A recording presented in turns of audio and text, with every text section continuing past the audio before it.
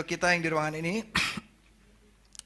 Selamat pagi, terima kasih untuk kesabaran Bapak, Ibu, Saudara-saudara semua. Kita siap mendengar firman Tuhan ya pada pagi hari ini. Belum lapar kan ya? Belum ya? Lapar akan firman Tuhan aja ya pagi ini. Baik, gimana kabar saudara hari ini? Kabarnya apapun kabar saudara, Tuhan Yesus mengasihi saudara. Amin. Saya beri judul pada pagi hari ini. Ya, bisa dibantu Abe. Judulnya, mengapakah mujur hidup orang fasik? Nah, kalau mau jujur saudara, siapa yang pernah bertanya ini dalam batin saudara? Selain saya pernah bertanya ini juga dalam batin saya. Kenapa sih itu kok lebih berhasil? Kenapa teman saya kok mujur banget hidupnya ya? Kenapa dia kok apa yang dia sentuh kok gampang banget gitu ya? Kenapa kok dia duluan yang dapat? Kenapa kok teman saya padahal dia jarang ke gereja, saya lebih rajin ke gereja gitu ya. Kenapa kok dia yang diberkati gitu? Kok saya nggak diberkati? Siapa yang pernah bertanya seperti ini? Ya, saya percaya di dalam batin kita mungkin beberapa termasuk saya pernah menanyakan ini. Nah, sebelum kita masuk ke dalam firman Tuhan, saya melihat survei sedikit, saudara. Ini survei terbaru harusnya ya. Data ini saya ambil dari Forbes, majalah Forbes, ya dari survei yang diterbitkan di bulan Maret, diambil dari stock price, harga saham dari New York Stock Exchange, ya, bulan Maret tanggal 7 2025, yaitu menghitung, mencari orang paling kaya di seluruh dunia, atau kita bisa sebut orang paling mujur di dunia, ya, paling mujur di dunia, ya. Nah, saya nggak mau sebut nama ya, kurang etis kalau saya sebut nama di sini. Saya mau saudara lihat angkanya aja gitu ya. Nah, orang paling kaya di dunia ini punya kekayaan sebesar 342 billion US dollar. Ya, di sini harusnya nolnya ada 9. Ya, di-cut 09. Billion itu berarti dalam bahasa Indonesianya miliar. Ya. Kalau saya convert ke rupiah dengan kurs 16.000 itu ketemu 5.472 triliun. Ya. Ini kekayaannya. Ini orang termujur di dunia. Dan lihat usianya berapa dia. Berapa usianya? 53. Ya. Untuk informasi, saudara ya, ini 5.472 triliun. Sebagai informasi, ya, harga satu gedung di Jalan Sudirman, satu gedung yang paling tinggi katakanlah, itu kurang lebih harganya 2 triliun. Ya. Jadi orang ini kalau mau beli gedung di Sudirman dapat berapa gedung? Kita bagi 2 aja, berarti dia bisa beli 2.800 gedung. Itu Sudirman sampai Tamrin keborong semua gitu. Kurang, masih ada lebih, masih ada sisanya ya. Masih ada sisanya. Ya, yang bisnis properti silakan cari orang ini gitu. Cari orang ini. Yang paling rendah lah ini, yang paling bawah itu 144 billion. Dalam rupiahnya itu 2.000 triliun. Dia aja juga masih bisa beli sebanyak 1.000 lebih gedung, 1.500 gedung di Jakarta, gitu. Kira-kira gitu ya. Nah, ini kita cuma mau melihat kemujuran, ya. Dari mana dia dapat kemujuran ini? Nanti kita akan lihat dari firman Tuhan. Ini semua adalah juga dari Tuhan, ya. Nah, mulai kita pikir, loh Tuhan kenapa dia bisa, saya nggak bisa? Saya juga bisa dong, punya segini banyak. Jawabannya bisa, saudara. Dia bilang ke kiri kanan, bisa. Bisa. Ya, bisa. Nanti kita lihat firman-Nya. Oke, sekarang kita mau baca firman Tuhan. Mari kita undang, kita baca sama-sama boleh ya. Yeremia 12 ayat pertama sampai ke-4. Yeremia 12 ayat pertama sampai keempat. Untuk kita menghormati Tuhan, kita baca bersama-sama 1, 2, 3. Engkau memang benar ya Tuhan, bila mana aku berbantah dengan Engkau, tetapi aku mau berbicara dengan Engkau tentang keadilan. Mengapakah mujur hidup orang-orang fasik, sentosa semua orang yang berlaku tidak setia. Engkau membuat mereka tumbuh dan mereka pun juga berakar. Mereka pun juga tumbuh subur dan menghasilkan buah juga. Memang selalu Engkau di mulut mereka, tetapi jauh dari hati mereka. Ya Tuhan, Engkau mengenal aku, Engkau melihat aku, dan Engkau menguji bagaimana hatiku terhadap Engkau. Tariklah mereka keluar seperti domba-domba sembelihan, dan khususkanlah mereka untuk hari penyembelihan. Berapa lama lagi negeri ini menjadi kering, dan rumput di segenap padang menjadi layu, karena kejahatan penduduknya, binatang-binatang dan burung-burung habis lenyap. Sebab mereka telah mengira ia tidak akan melihat tingkah laku kita. Mari kita berdoa. Tuhan Bapa di surga, kiranya Roh Kudus membuka hati dan pikiran kami untuk kami mengerti firman Tuhan pada pagi hari ini yang mengubahkan kehidupan kami di dalam nama Tuhan Yesus Kristus. Amin. Silakan duduk Bapak Ibu Saudara. Saya buka dengan sejarah Nabi Yeremia. Nabi Yeremia adalah nabi yang disebut seorang nabi peratap yang meratapi Yerusalem, Yehuda, Israel. Ya, Yeremia hidup di generasi yang bangsa Israel dan Yehuda, mereka generasi yang bobrok, yang menyembah berhala dan tidak ada takut akan Tuhan di generasi ini. Jadi Yeremia meratapi akan kebobrokan dari bangsanya. Yeremia lahir atau melayani di generasi yang korupsi. Yeremia ada di saat dikatakan tadi kering ya. Yeremia ada di saat kehidupannya sulit ya, ekonomi sulit. Tapi dia melihat bangsa lain atau melihat orang-orang fasik, yaitu orang Yehuda dan orang Israel yang hidupnya munafik ya, hanya di mulut saja tapi di hatinya tidak mencintai Tuhan. Dan Yeremia hidup di generasi yang mana penyembahan berhala, di mana ada ketidaksetiaan, di mana ada kebobrokan moral, di mana ada Tuhan sudah tidak menjadi yang utama dalam kehidupan bangsa itu. Nah, itulah generasi di mana Yeremia hidup ya. Dan Yeremia melihat saya yang hidupnya setia kepada Tuhan, melayani Tuhan, berdoa kepada Tuhan. Tapi Yeremia melihat orang-orang yang di bait Allah, munafik semua hidupnya. Orang-orang yang di luar sana, di pemerintahan korupsi, yang katanya setiap minggu datang beribadah. Orang-orang bahkan juga termasuk orang-orang yang bukan Israel dan Yehuda, yang mereka menyembah berhala bahkan, dan tidak kenal Yahweh, tidak kenal Tuhan. Hidupnya mujur. Itu yang Yeremia lihat pada masa itu.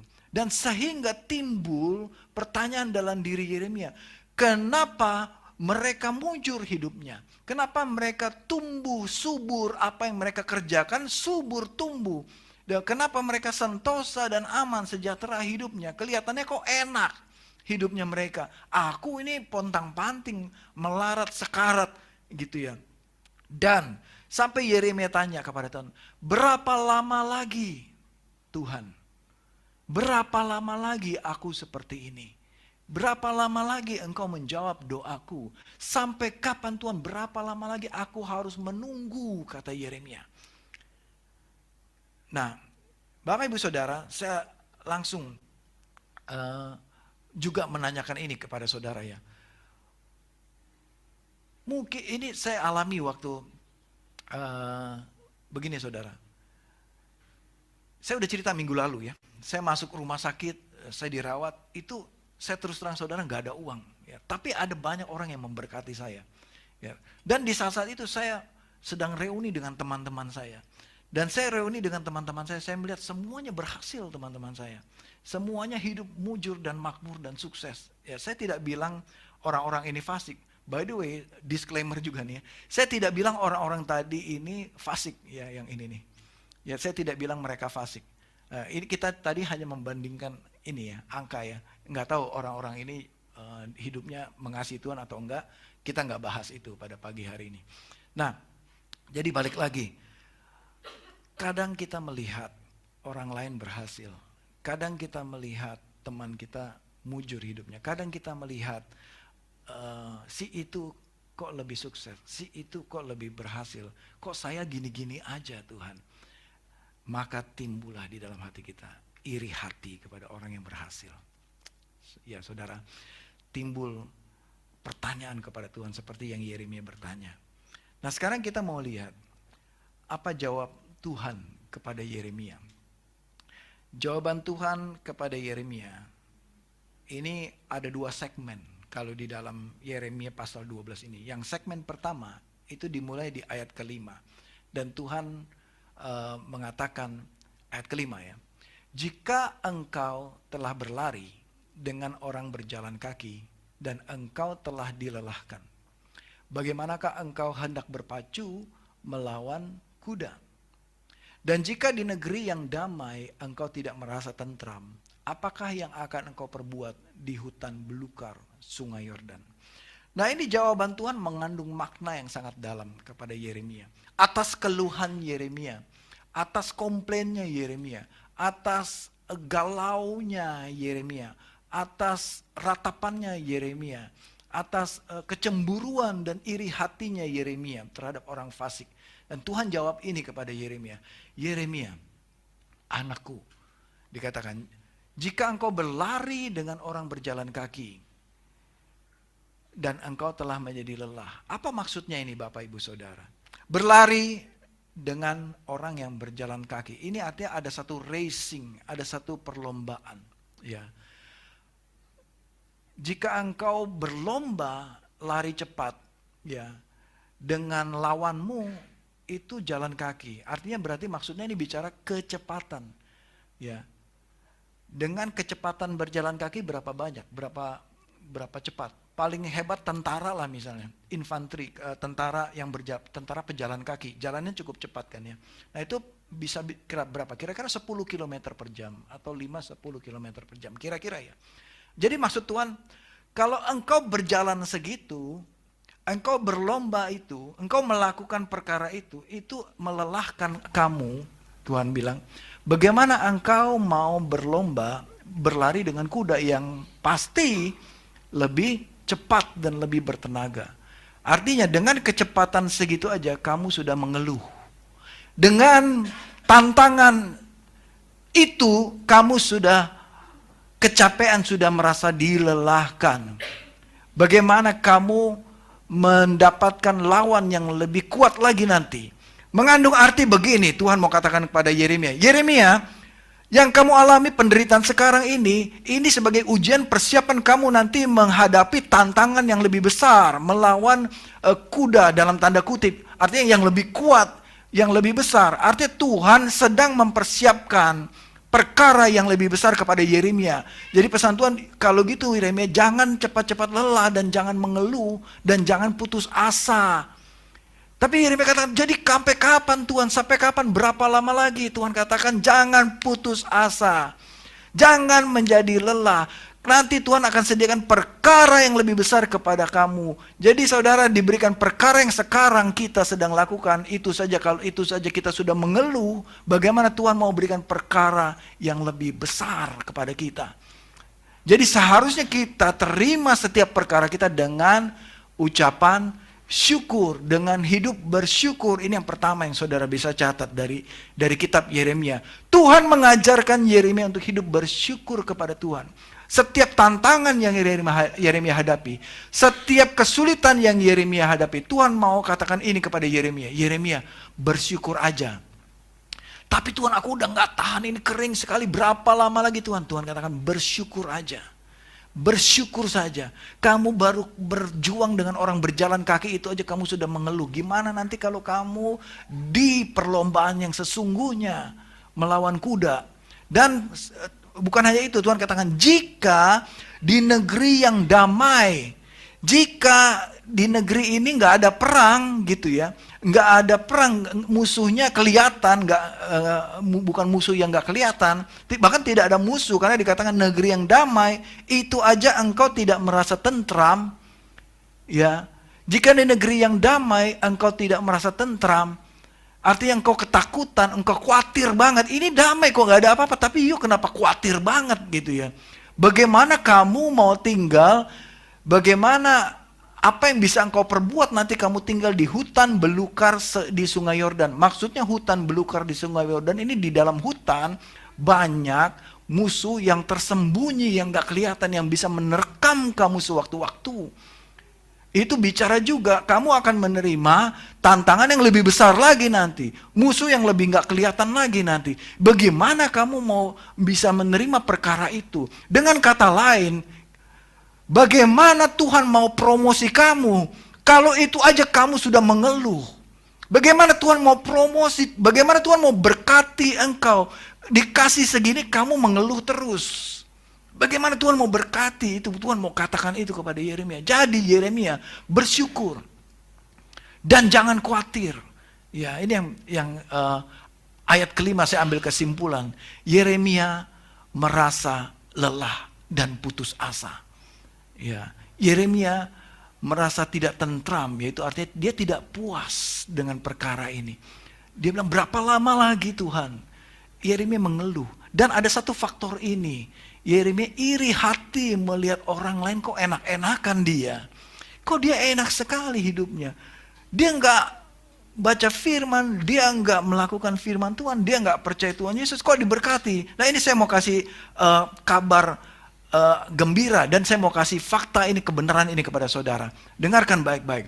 Tuhan memberkati semua orang. Itu yang disebut berkat universal. Apakah orang fasik juga diberi kemujuran sama Tuhan? Jawabannya, ya. Tuhan juga berikan kemujuran kepada mereka. Kalau mereka diberi kemujuran dan diberkati, Tuhan pasti berikan yang terbaik kepada saudara. Amin. Tuhan pasti berikan yang terbaik kepada kita semua. Kuncinya pertama, hiduplah dalam sikap hati bersyukur senantiasa. Ya, Yeremia, highlightnya ini saya mau kasih tahu. Dalam keadaan itu, Yeremia bilang, Tuhan memang engkau benar, tapi ini Tuhan, aku mau memperkarakan ketidakadilan engkau, kata Yeremia. Yeremia sulit melihat kebaikan Tuhan. Berapa di antara kita pada pagi hari ini yang kita merasa kesulitan sekali melihat kebaikan Tuhan dalam hidup kita? Hidupnya mengeluh terus. Hidupnya nggak puas terus sama Tuhan. Hidupnya terus blame Tuhan. Tuhan sih saya jadi begini. Sulit melihat kebaikan Tuhan dalam hidup kita.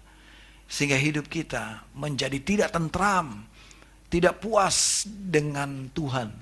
Mengeluh dan iri hati dengan keberhasilan orang lain.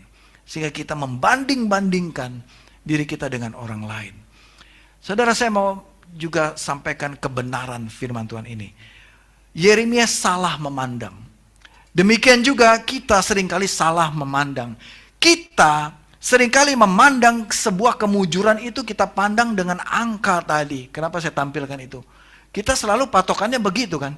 Kita menilai berkat Tuhan itu dari angka tadi. Ya, kalau tadi siapa yang paling mujur, yang paling beruntung, yang paling atas ya 5.000 triliun. Kita pikir itu yang paling mujur. Menurut Tuhan tidak, saudara. Bukan dia yang paling mujur. Bukan dia yang paling diberkati Tuhan. Ini kebenaran firman Tuhan, saudara.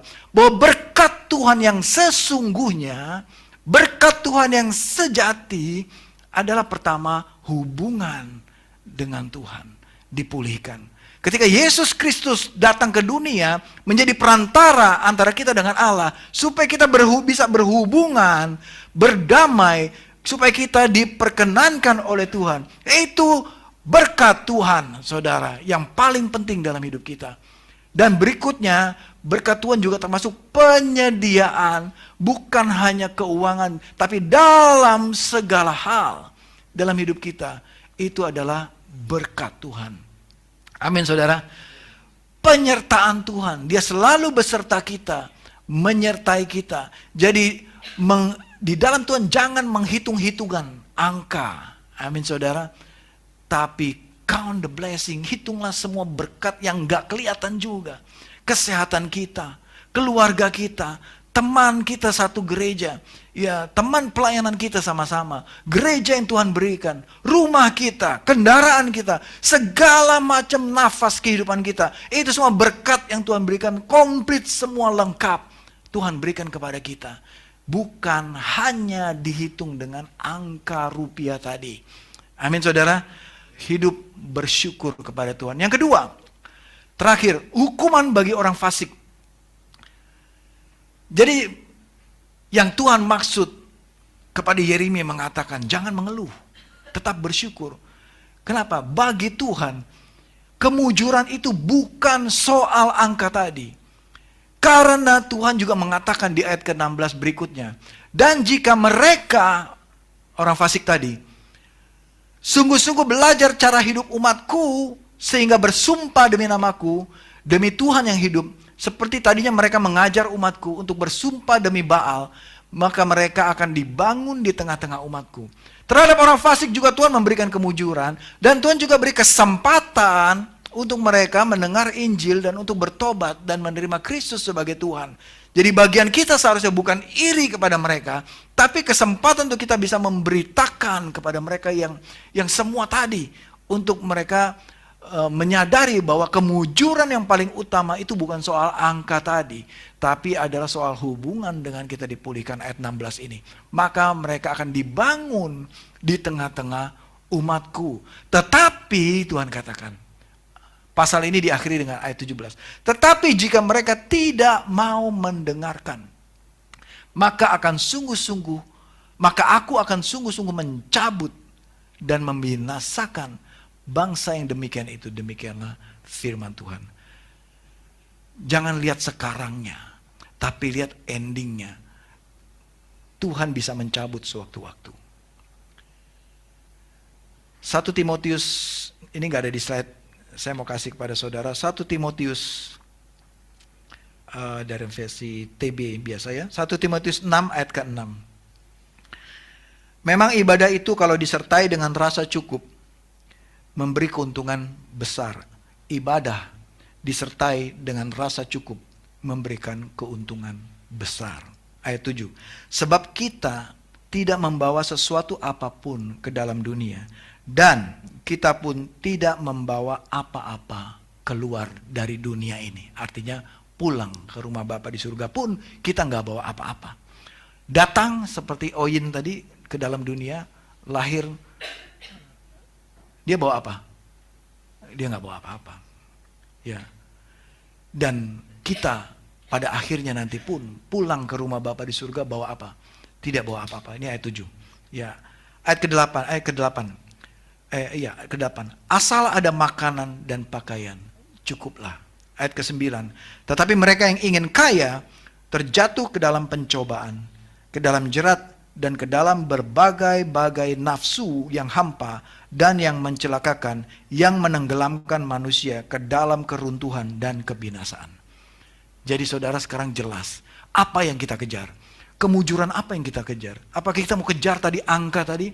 Tapi saudara, pesan firman Tuhan pada pagi hari ini, hiduplah, syukuri, mensyukuri apa yang sudah ada pada kita pada hari ini. Amin saudara.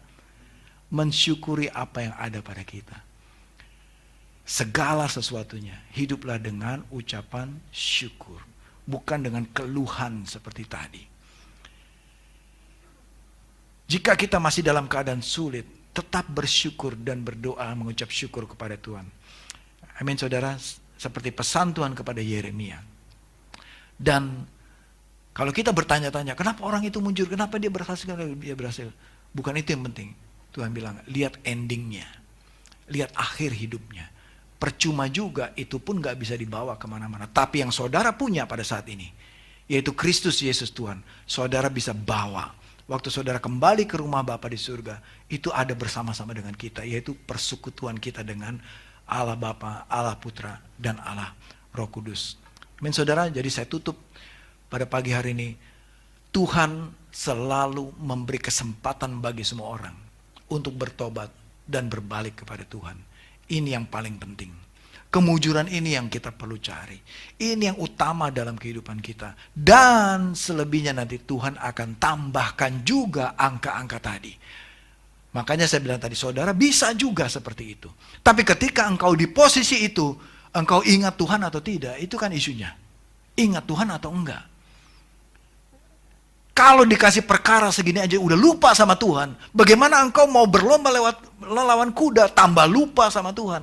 Kalau engkau dikasih tempat yang tentram, ini tempat yang damai, engkau tidak tentram, artinya tidak ada peace, tidak ada hadirat Tuhan di situ, tidak ada takut akan Tuhan, tidak ingat Tuhan.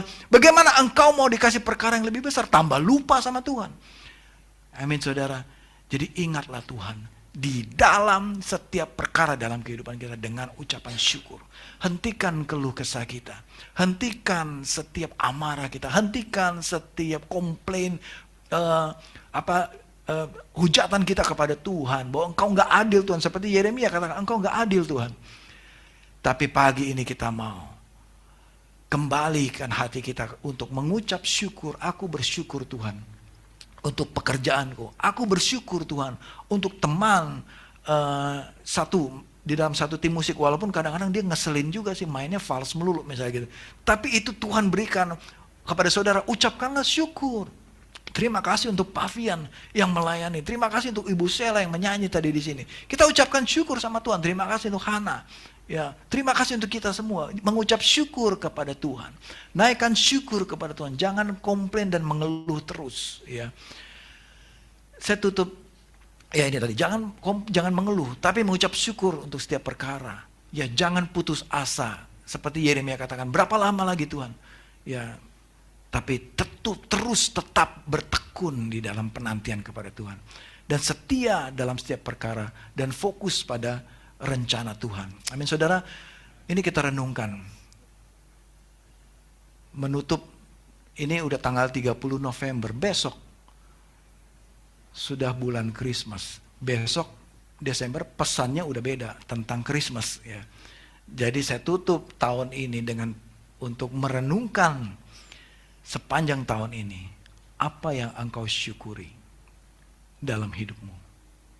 Dan juga sepanjang 2025 ini. Temukan, renungkan, pulang ke rumah, renungkan ini. Apa yang kau syukuri? Saya bersyukur untuk istri yang baik. Saya bersyukur untuk suami yang luar biasa. Saya bersyukur untuk anak-anak saya yang cinta Tuhan. Saya bersyukur untuk orang tua, papa, mama saya. Saya bersyukur untuk teman-teman saya. Nah, itulah yang kita syukuri. Amin, saudara.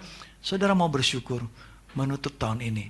Mari kita ganti keluhan kita. Kita ganti dengan ucapan syukur. Yang kedua, coba ingat-ingat. Bilang kiri kanan, ingat-ingat. Ingat-ingat. Apa berkat Tuhan atau apa kebaikan Tuhan atas hidupmu yang engkau terima sepanjang tahun 2025 ini? Banyak ya. Kalau banyak tuh masih biasa, tapi kalau banyak, itu lebih luar biasa, ya kan, sampai tumpah gitu. Amin, saudara. Oke, baik, mari kita bangkit berdiri. Kita tutup ibadah ini dalam doa. Tuhan, aku bersyukur untuk firman Tuhan. Dan bersyukur kami memasuki penghujung bulan November ini. Dan sebentar besok kami akan masuk bulan Desember merayakan Natal dengan sukacita dan bersama-sama merayakan kebaikan Engkau Tuhan. Dan biar kami juga bisa merayakan Natal juga nanti bersama-sama keluarga dan keluarga gerejamu di sini tanggal 14 Desember nanti. Kami berdoa Tuhan ada sukacita, kasih karunia, kasih Kristus yang melimpah atas kami. Dan jemaat yang dikasih Tuhan, pulanglah dengan membawa berkat dari Tuhan dan kiranya engkau menjadi pelaku-pelaku firman yang setia. Dan kiranya kasih karunia dari Allah Bapa dan Allah Putra dan Allah Roh Kudus senantiasa melimpah dalam kehidupanmu. Dan terimalah berkat dari Tuhan. Tuhan memberkati engkau dan melindungi engkau. Tuhan menyinari engkau dengan wajahnya dan memberikan engkau kasih karunia. Dan Tuhan menghadapkan wajahnya kepadamu dan memberikan engkau peace, damai sejahtera, berkelimpahan. Mulai hari ini sampai Kristus datang kedua kalinya. Dan kita percaya bersama-sama katakan, amin, amin, amin.